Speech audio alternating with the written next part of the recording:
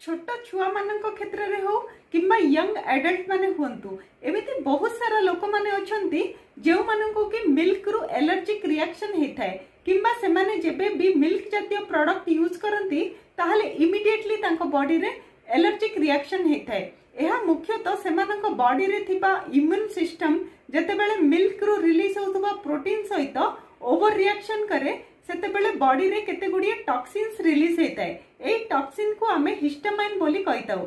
एई histamine mainly हम body रे allergic symptom create करे जेमिति कि होल बॉडी रे इचिंग होबा, बॉडी रे रेड कलर पैचेस देखा देबा और मेनली पिला मानक क्षेत्र रे वोमिटिंग भी कराई थाए।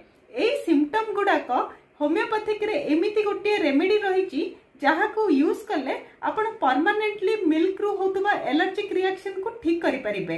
से रेमेडीटी होची एथुजा 30। जदि आपण एथुजा 30 प्रतिदिन सकाळे खाली पेटरे गोटे ड्रॉप लेखा नियंती ताहले आपणकर मिल्क रु होतबा एलर्जिक रिएक्शन परमानेंटली ठीक हे जाय थाए।